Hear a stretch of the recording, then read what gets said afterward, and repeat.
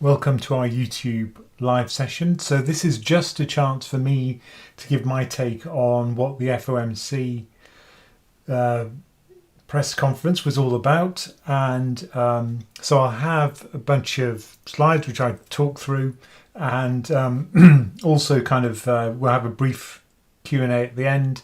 But bear in mind two things. The first one is that we're going to have a YouTube live session tomorrow evening. So if you've got lots of questions, don't worry.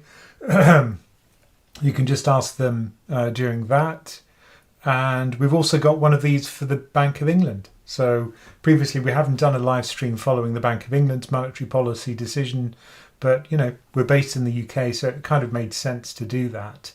And several people asked, so I thought, yeah, why not? Let's talk about the Bank of England. But I think the difficulty with the Bank of England is the data is much less easily available from the Bank of England, but we'll do what we can.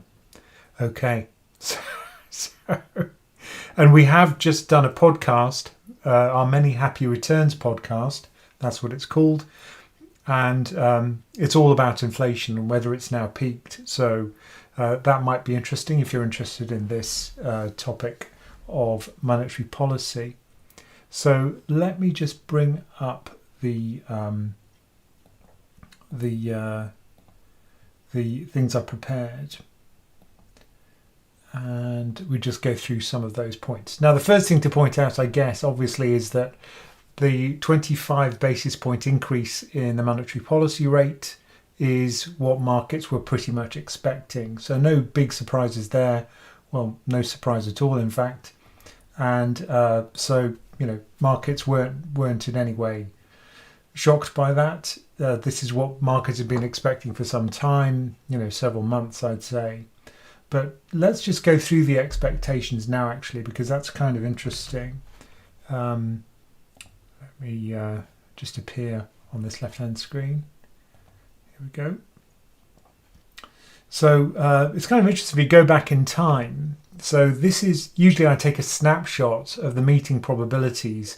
So this is the probabilities of a rate, of the Fed funds rate being at a certain point, and that's the columns. And then the rows are each of the monetary policy meetings from the Federal Reserve. So this is one in February, March, May of this year. So we've just gone past the May one. And I took this snapshot on the day of the one in February, just before the meeting happened, just to give an idea of what markets were expecting. And markets expected rates to increase to 450 to 475, and they did. And the probability of that was almost 100%. So no surprise there either. But notice the pattern. So this is what I'm going to go through. 3 different meetings, the one in February, the one in March, and the one in May. Just look at the pattern of the most likely rate over time.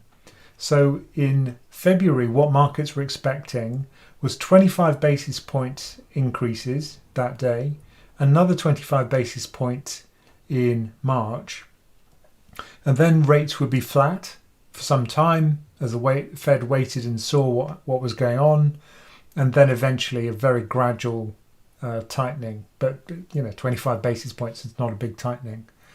So that's what people were expecting. The first cut was going to be in November of this year. Fast forward to the next meeting. So on the morning of the March meeting, and this is March the 22nd, suddenly it's a very different picture. Now markets were expecting a hike for the May meeting, that's today, and then markets were expecting that rates would stay at that point for 2 meetings, and then it would start to get cut. And the first cut would now be July of 2023. Why is that? Well, because people thought that the Fed would start to ease policy because of various crises in the banking system. This is Silicon Valley Bank. And then because it broke something, the Fed would kind of back off from its rate hikes. Even though the Fed had made it pretty clear that that wasn't what it thought would happen, and inflation was still high. So markets thought, okay, you broke something, now you're done, right? So now we're going to get rate cuts, and those rate cuts will continue, such that we'll end up at 350 to 375 basis points by July of 2024. Fast forward to today's meeting, and this morning, this is what markets were expecting. So a 25 basis point hike today, which is what happened. There's an 83% chance of that. And then rates markets expected would stay at the current level. So this is the peak of this hiking cycle, in other words, in terms of rate. And it would stay there until July. But then at the September meeting, we'd get the first cut. And then every meeting after that, cut, until we get to June of 2024. So we're going to end up at 325 to 350 basis points, which is not far off the long run rate expectations from the Fed. So, and there's even another final 50 basis point cut, although the probability at this point is quite dispersed. There's a lot of uncertainty. So, we've seen a big change in what markets are expecting the Fed to do. Now, notice that if you actually listen to what Powell was saying, he said that that's not their expectation. They think rates are probably going to stay here for some time because they think inflation is quite sticky, particularly the core part of inflation, which is to do with services and also to do with wages. They still don't see that easing between, or that kind of synchronization between demand and supply in the labour market. Demand for jobs is still way outstripping the supply of workers, and that's keeping wage growth high, and that's keeping inflation high. So, the markets are expecting this really aggressive set of rate cuts if you look at this Fed funds futures, but the Fed is still adamant that that's not the future that they see. They expect rates to stay pretty much at this level for some time towards the end of this year. So that was different. Another point, I guess, is if you look at this, this bit of text next to me, the bits which are in black are the statement that comes out before each of these monetary policy press conferences. And the bits which are crossed out are the words which have been removed from the previous statement. And then you can see the bits in red which have been added. Now, one of the things that Powell stressed was that they're no longer saying the word anticipates. And people have read a lot into this. They've said this shows that the Fed is done, right? The Fed is not done, not necessarily. If inflation stays high, there's still the possibility that they could raise rates further. They probably will keep rates at this level to see what's going to happen in terms of the tightening of policy from the bank crisis, because we'll come on to that, but it certainly seems as if there's been a tightening. And the Fed had access to data which we don't have yet, which is the SLOOS survey, which I'll talk about in a sec. But the big change in language, the big important change in language was that word anticipates, which suggests that the Fed is not expecting further policy tightening unless it's appropriate based on high inflation. So that was a big change, and one which Jerome Powell actually flagged. Now, another thing that came up a lot was a bunch of questions about the debt ceiling. In fact, 2 journalists asked about this, and Powell's response was very consistent. And what he said was, no one should assume that the Fed can really protect the economy and the financial system and our reputation globally from the damage that such an event might inflict. Now, Janet Yellen, the Treasury Secretary in the United States, she's just come out and said, I think it was this week, that the money's going to run out potentially. The X date will occur, in other words, in about a month's time. And if you look at the Treasury's if you look at the US government's checking account effectively, which you can do very easily on the Fed website, that's fallen quite dramatically recently, and it's getting quite close to that zero level. Obviously, you've got money rolling in the form of taxes to push it back up, but if there's no debt to plug the difference between expenditure and income, then that could mean that the United States can't pay its bills, and that would be a default if they stop paying their coupons and their redemptions on their bonds. Now, that's never happened before for the United States. They even managed a civil war without a default, but there are some politicians who are talking about this as if it's absolutely fine. It's not fine. It would be a catastrophe for global markets. So Powell made it very clear that it shouldn't be even a topic of conversation as a possibility. So he said again, no one should assume that the Fed can protect the economy from the potential short and long-term effects, because this will push up the cost of funding for a generation of a failure to pay our bills on time. It would be so uncertain that it's just as important that we're never to get to a place where we're actually talking about or even having a situation where the US government's not paying its bills. So don't even talk about it. It's basically what he was saying. And I kind of agree with that. It would be catastrophic, particularly given that treasuries and US debt are the kind of bedrock of risk-free assets. If those become risky with the potential of default, then suddenly you've pulled the rug under every asset price on the planet, and everything would reprice accordingly and reprice downwards for the equity market. That's the important thing, significantly. So, yeah, the Fed can't do anything to save the US if that happens. So if there are any politicians listening, don't do it. The labour market. So this is an important one, obviously, because one of the problems that the US faces, but also other countries in developed markets, is a very tight labour market. In other words, lots of people have jobs and the availability of jobs is very widespread. So if we look at a measure which Powell talks about a lot, so this is from the JOLTS survey, but what it shows you is the number of unfilled job vacancies per unemployed person. Now previously it was around 2 jobs for every unemployed person which were available.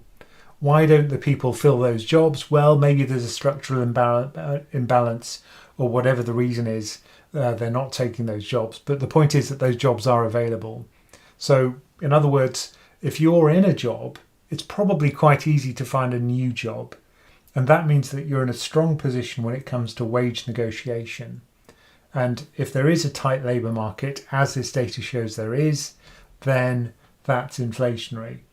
Powell also stressed that he doesn't think wage growth is the only driver of high inflation or sticky high inflation, but it is certainly a factor which is keeping inflation elevated, far above where the Fed wants it to be. So if we look at the recession periods, which makes this kind of interesting, so I've shaded in US recessions here. How does this tight labour market end with a recession? So there was a very tight labour market back in 2000-ish, and yeah, sure enough, that ended with a recession. There was another recession in 2008 with the global financial crisis, and that reduced the tightness of the labour market then. Then gradually labour markets tightened a lot leading up to the pandemic. There was a very rapid loss of jobs in the pandemic, in the United States at least, and a very, very, very brief recession, which reduced the tightness of the labour market. And then suddenly you got this surge of people back to work as demand for workers increased massively as people went back to normal life. And we haven't really recovered from that. We're still at the point where it's probably one of the tightest labour markets ever based on this measure. So yeah, still very, very tight in other words.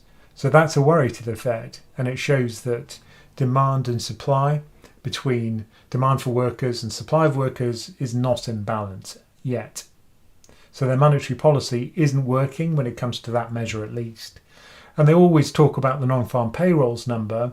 So these are the number of jobs which the US economy adds every month. And so we usually look at the monthly changes. You can look at the total number here, which is around 150 million. Currently it's around 160. But we usually look at the monthly change in that number.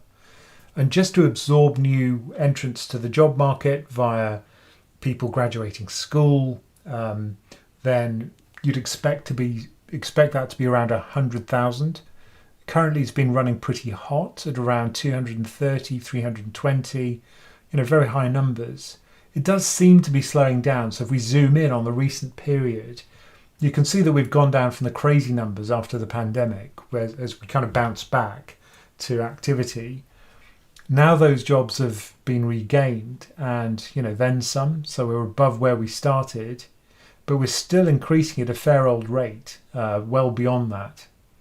And it has slowed down a bit. So the most recent print was 236,000, which is the lowest it's been for some time, certainly since the beginning of this data.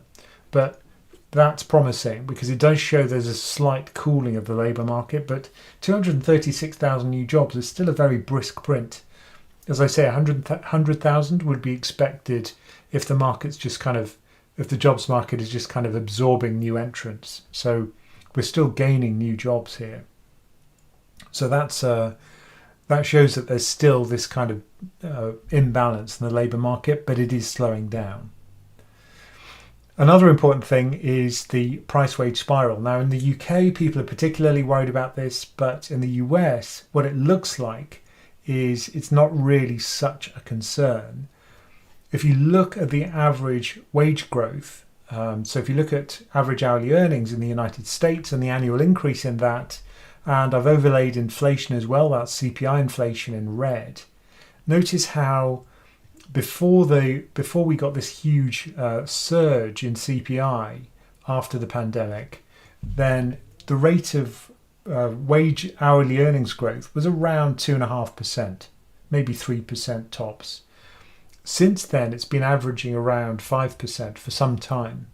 What's promising is that is starting to slow down a little bit, and it does seem to be accelerating downwards as inflation's been falling. So it does seem as if that's cooling off, and Powell mentioned that was a positive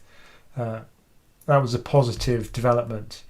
What he was also talking about, which was quite interesting, is what level of wage growth is consistent with inflation at 2%. 5% just wasn't, okay? It just wasn't. 4.2% is closer.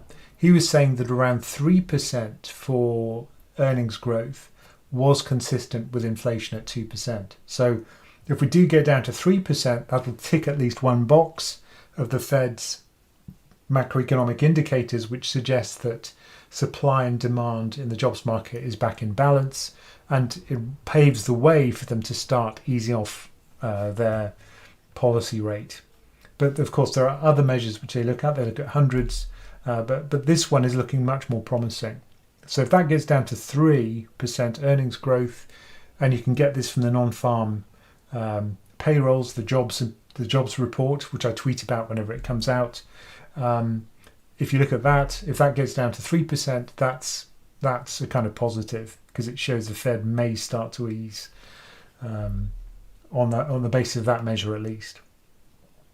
Now the balance sheet is another thing that people have been talking about, the Fed's balance sheet. Now of course it's been doing quantitative tightening, which is the opposite of quantitative easing, which is when they buy US treasuries and mortgage-backed securities in order to push down the long end of the curve. Remember that the monetary policy rate affects the short end of the curve. If they buy longer dated treasuries, that pushes up their price and it pushes down yields. And that makes the cost of borrowing smaller for companies, and that stimulates the economy. Quantitative tightening, on the other hand, is when they roll off these bonds from the balance sheet. They let them mature and the size of the balance sheet shrinks. Now, previously, the balance sheet wasn't much wasn't much less than $9 trillion, but that's been rapidly falling until we got the March bank defaults. And then what the Fed decided to do was to use two different policy tools for two different things. It allowed banks to deliver their treasuries to the Federal Reserve in return for a 1-year loan, a loan of up to 1 year. And the interest rate for that is around 4.5%, a little bit more than 4.5%. But what that means is if they have treasuries, even if they're worth much less than $100, say, if they're worth $70, they can give them to the Fed, which will pretend they're worth $100 and allow them to have their loan based on that collateral value of par, which is very generous, to put it one way. Risk washing using its balance sheet, risk laundering, if you like, using the Fed's balance sheet, to think of it another way. But notice how that made the size of the Fed's balance sheet balloon again. So it shrank 7% from its peak. Then we had the Silicon Valley Bank collapse, the SVB collapse, and then suddenly the balance sheet very rapidly grew again by almost 5%. Of course, now it has started to shrink again as that crisis has ebbed.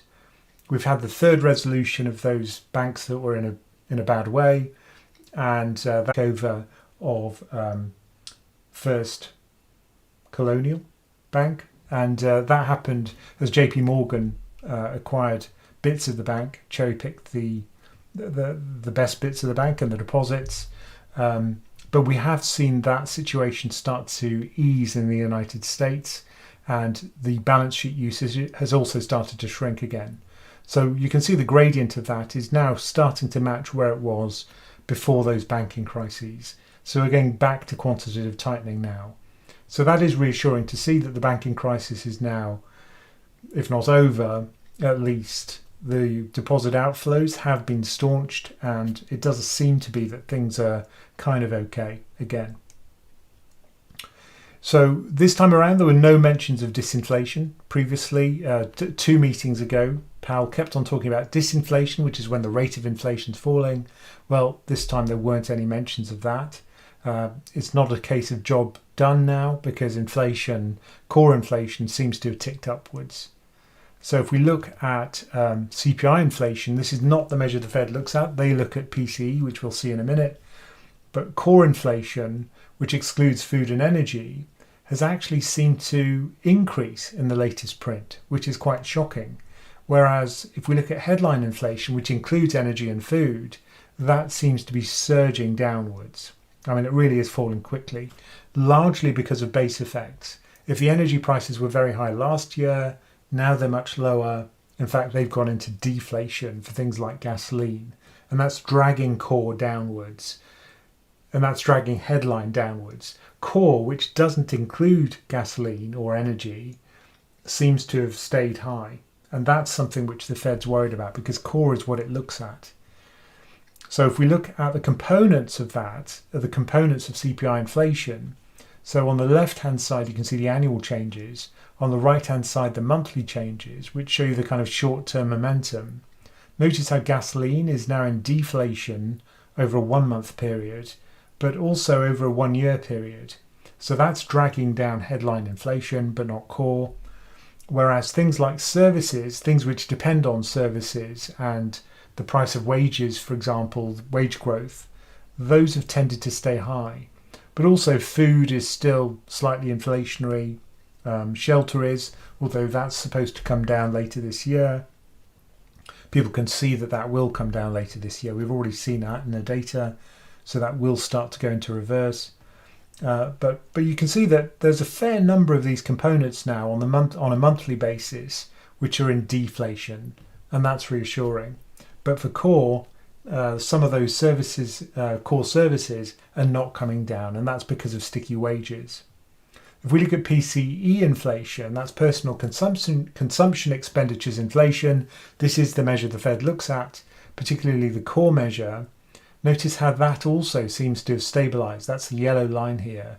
It isn't really falling very quickly at all. It's not rising, unlike core CPI, but it isn't falling very quickly. So there's not much sign of disinflation here. There is in the headline number, but not core. So that is worrying. And it's services which are not falling, services prices. And one of the questions was about margins for companies. Is it because companies are not reducing their margins? They're keeping their prices high, and that's not allowing prices to fall. And Powell's response was that this is also another symptom of the very tight labour market. At least that's what he said. I think that was quite a political question, actually, because I think it probably is the case that margins being high is keeping inflation high in the United States. And politicians won't come out and say it because it's seen as being maybe anti-capitalist, I don't know, but it is one of the factors keeping inflation high. Wage growth is another one. But certainly companies keeping margins high is contributing. Now, it's interesting if you break down PCE inflation into 3 components: services, durable goods, and non-durable goods. you can see that services is the one that's really staying high. Non-durable goods were high until recently, but that has actually gone down quite a bit in the latest print. And durable goods inflation has been low for some time now. A lot of that was caused by things like supply bottlenecks, which have now eased. So you can see that services component of PCE inflation is what's really keeping the Fed awake at night, and that's the sticky part, which they're trying to tackle with higher interest rates. But so far, the effect's been muted, I'd say. Now, the other thing that the bank really is keen on is to keep their people's expectations about inflation anchored. Why does that matter?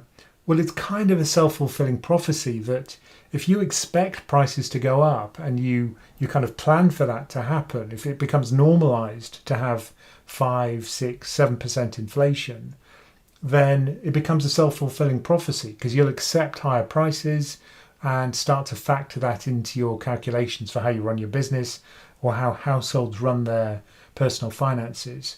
So I think the really key thing is that expectations are anchored close to the Fed's target. So what this measures is a market measure of 5-year inflation starting 5 years in the future. And that has stayed fairly close to 2%. It's a little bit above, maybe 2.2% currently, but not far off the Fed's 2% target. So from a credibility perspective, the Fed seems to be very credible. Compare that with the Bank of England, and the 5-year ahead inflation is actually well above 2%. In fact, the Bank of England's got the worst credibility based on that measure. So, but the Fed doesn't suffer from that problem. So tighter conditions obviously matter. This is a kind of interesting one because Fed at the previous meeting, everyone was a bit flummoxed because Powell was talking about credit conditions tightening. But if you actually look at one measure of that, this is one from one of the Federal Reserve banks, the Chicago Fed, it actually showed that credit conditions had eased somewhat. And what's interesting is he mentioned it again this time. He said that credit conditions had tightened for households. Well, if you look at the Chicago Fed National Financial Conditions Index, and that's the headline number at the top here, it's the 3 subcomponents beneath it. When it's red, that's tightening. When it's blue, that's easing. Well, at the moment, it's blue and it's heading down. So that actually shows credit conditions are easing.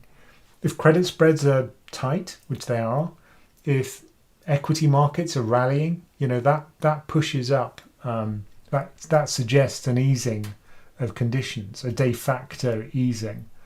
And that certainly seems to be the case right now. So again, contrary to what Powell was saying, it actually looks as if credit conditions are easing rather than tightening. But he did talk about something which was kind of interesting, which is, let me end the slides there. That's enough of that.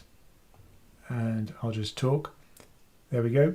So one of the things he talked about was the SLOOS survey. Now, we're not going to get the SLOOS survey until I think it's the 8th of this month. But the Fed had it in front of them because they get to see it first. Now, he did hint that it was consistent with what you'd see in earnings calls from companies and from the beige book, as it's called, which is that credit conditions are tightening, particularly for banks. So that's what the Senior Loan Officers Survey tells you. Are banks tightening up credit conditions? Now, the previous print showed that yes, they were, and at a fair old rate as well. Why does that matter? Well, remember that small and medium-sized companies in America can't issue bonds in the bond market easily. They'll probably go to a bank for a loan to expand their business. And if banks are tightening up on the credit conditions, it's harder to get those loans and they'll probably have to pay more for them. And that slows down the economy. And also, the engine of growth is usually these small and medium-sized companies. So these credit conditions are really important. This isn't just a kind of abstruse economic measure. This is really important. So if credit conditions are tightening, then the Fed doesn't have to do so much work with its policy rate because although the the translation from credit tightening to interest rate hikes, you can't do it numerically. You can't say this amount of credit tightening is equivalent to 2 rate hikes. You can't be that certain about it, but it's certainly both are pulling in the same direction. So the Fed is being really careful about trying to work out what that tightening is and how long it's going to last. And based on the SLOOS survey, which he could see but which we couldn't, he suggested that credit conditions had tightened further. And that's a big deal because it suggests that will slow down the US economy. So will we get a soft landing? Will we get a recession? Currently, Powell thinks that it's still more than a 50% chance in his judgment that we won't get a recession. So he has a lot of data in front of him. So I assume he knows what he's talking about. And so, maybe we will get a soft landing. But of course, you are going to see things with rose-tinted spectacles if you're the Fed chair. At least you have to be seen to be seeing the world with a rose-tinted pair of spectacles. So he has to kind of say that.